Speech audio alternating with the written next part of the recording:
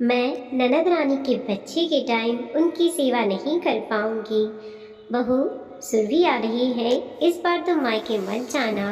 उसे 7वां महीना चल रहा है, वो डिलीवरी के बाद यहीं रहेगी। सास ममता जी ने उत्साहित होते हुए कहा। सुनकर बहू वैशाली के हाथ काम करते करते रुक गए। सुरभि का नाम सुनते ही तो वैसे ही उसका मन कौसला हो जाता था, और अब 3-4 महीने यहाँ रुकने आ रही है, वो भी डिलीवरी के लिए। आखिर क्या सोचकर यहाँ आ रही है कि उसकी भाभी उसकी सेवा करेगी, क्योंकि सासू माँ से तो काम होता नहीं था। वैशाली के चेहरे पर बदलते हुए भावों को देखकर ममता जी ने कहा, बहू मैं मानती हूँ कि तेरे सुरभि के तरफ से मन खट्टा है, पर वो इस घर की बेटी है, यहाँ नहीं आएगी तो कहाँ जाएगी। इससे पहले कि वैशाली कुछ कहती, उसकी बेटी परी रो पड़ी। इसीलिए वो उसे संभालने के लिए अपने कमरे में आ गई और अपनी 1 साल की बेटी परी को गोद में लेकर चुप कराने लगी। तभी उसका पति सुमित नहाकर बाथरूम से निकलकर बाहर आया। अरे तुम आ गई, मुझे लगा कि परी अकेली है, इसीलिए फटाफट नहाकर निकला हूँ, सुमित ने कहा। पर वैशाली ने कोई जवाब नहीं दिया। उसे इस तरह चुप देखकर सुमित ने पूछा, क्या हुआ, तुम इतनी चुप चुप क्यों हो? तुमने बताया नहीं कि सुरभि आ रही है, वो भी अपनी डिलीवरी के लिए। वैशाली के मुंह से यह सुनकर सुमित के हाथ वहीं रुक गए। हाँ, कल मम्मी कह तो रही थी कि सुरभि का 7वां महीना चल रहा है, इसीलिए वो डिलीवरी के लिए आएगी। तुम्हें लगता है मैं उसका ध्यान रख पाऊंगी? मुझे उसकी सेवा होगी? मेरे मन में सुरभि के लिए जरा सी भी जगह नहीं है, कैसे कर पाऊंगी ये सब? वैशाली एक ही सांस में ये सब बोल गई। हाँ, जानता हूँ कि तुम ये सब नहीं कर पाओगी, बिल्कुल भी नहीं कर पाओगी, और ना ही मैं तुमसे इतना बड़ा दिल रखने की उम्मीद करता हूँ। इसीलिए मम्मी को कह दिया है कि एक मेड लगा लें। आखिर जैसी भी है, बहन है मेरी, उसे आने से इनकार तो नहीं कर सकता। आखिर मम्मी का दिल दुखाने से क्या फ़ायदा, उन्होंने तो कुछ गलत नहीं किया था। सुमित ने समझाया तो वैशाली ने कहा, मैं उसके यहाँ आने से मना नहीं कर रही हूँ, पर याद रहे मैं उसका कोई भी काम नहीं करूँगी, मुझसे क्या नहीं होगा भी नहीं। कल को भगवान ना करे अगर कुछ गलत होता है तो वो उसका इल्ज़ाम तक मुझ पर लगा देगी। मैं समझ सकता हूँ, पर वैशाली तुम परेशान ना हो, तुम बस परी को संभालो और घर के थोड़े बहुत काम संभाल लेना, उसे मम्मी और मेड संभाल लेंगी। सुमित ने कहकर बात को वहीं ख़त्म कर दिया।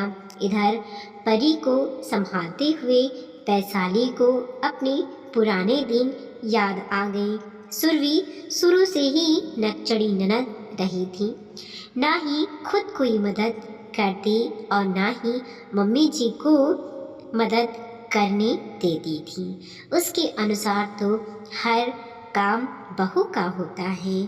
बदतमीज इतनी थी कि किसी के भी सामने कुछ भी कह देती थी। मम्मी जी और सुमित उसे खूब डांटते थे, लेकिन वो नहीं सुधरती थी, उल्टा वो उससे लड़ पड़ती थी कि वो जानबूझकर उसे डांट पड़वाती है। जब वो प्रेग्नेंट हुई तब भी सुरभि ने उसे परेशान करने में कोई कसर नहीं छोड़ी थी। सुमित उसके लिए कुछ भी खाने पीने की चीज़ें लेकर आता तो सुरभि पहले उसे पर अपना हक जमा लेती। कई बार तो उसके कमरे में से खाने पीने की चीज़ें उठाकर ले जाती। ममता जी उसे खूब डांटती, पर वो थी कि सुधरने का नाम नहीं लेती। अरे मैं इस नालायक लड़की का क्या करूं? इसके पापा और दादी ने इसकी हर जिद पूरी करके इसे नकचड़ी और जिद्दी बनाकर रख दिया। कितना मना करती थी तो मुझसे लड़ने को तैयार हो जाते थे। हमारी बेटी को कुछ नहीं कहोगी, पर अब दोनों चले गए और इसे बिगाड़ कर मेरे माथे छोड़ गए।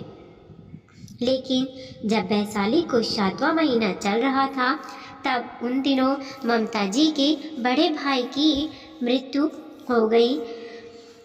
अब ऐसे समय में ममता जी और सुमित को ममता जी के मायके जाना पड़ा। लेकिन ममता जी जाने से पहले सुरभि को अच्छे से समझा कर गई थी कि वैशाली को ज़रूरत हो तो संभाल लेना। ननद के नाते, ना सही इंसान होने के नाते ही संभाल लेना। ममता जी को 2 दिन के लिए जाना था, इसीलिए सुरभि को सख्त हिदायत देकर गई थी कि वो 2 दिन कहीं ना जाए, घर पर ही वैशाली के पास रहे। लेकिन सुरभि तो अपने कमरे में ही मस्त रहती। उसे वैशाली से कोई लेना देना नहीं था।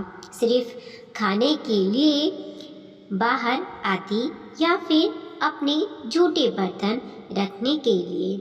वैशाली अगर उसके पास उसके कमरे में जाती तो वो चिढ़ जाती और लताड़ कर उसको कमरे के बाहर निकाल देती और अंदर से दरवाज़ा बंद कर लेती।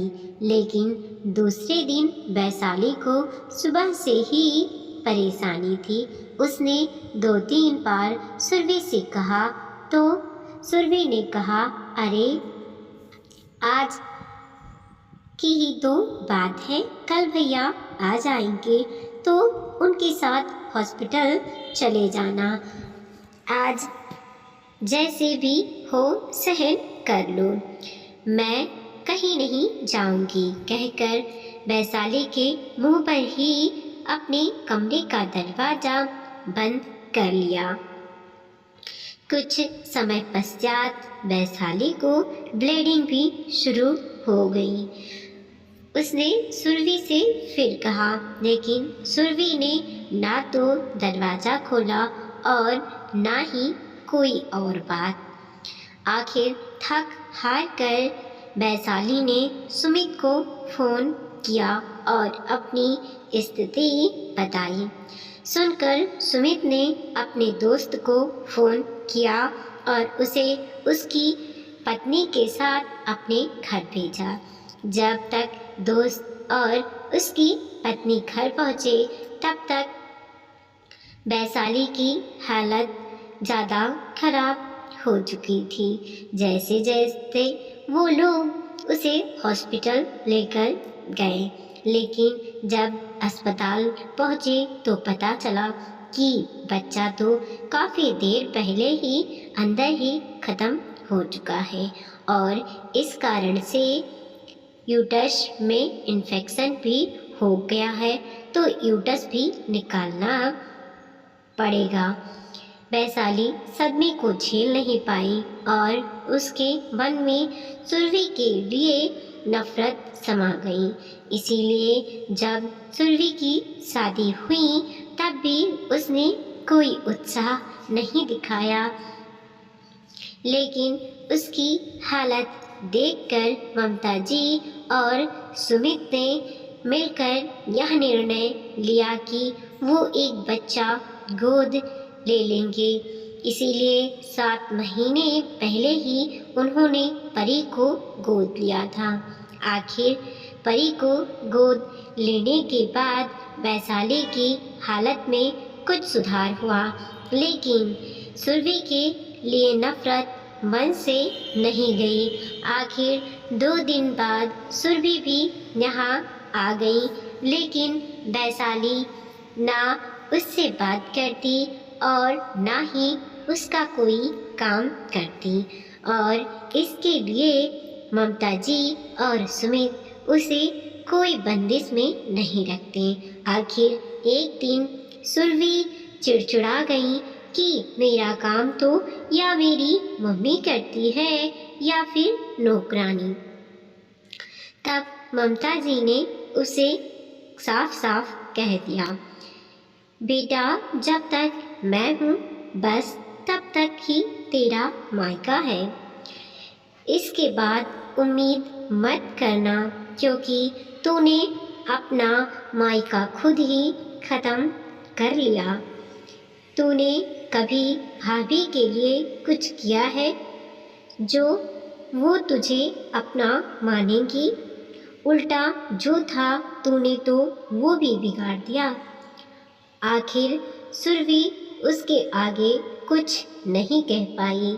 समझ गई कि मम्मी के बाद उसे कोई झेलने वाला नहीं, पर ननद होने का घमंड इतना था कि उसने कभी भी इसके लिए वैशाली से माफ़ी नहीं मांगी। वीडियो को लाइक कीजिए, कमेंट कीजिए और अपने दोस्तों के साथ ज़रूर शेयर कीजिए। चैनल पर नए हैं प्लीज़ सब्सक्राइब कीजिए।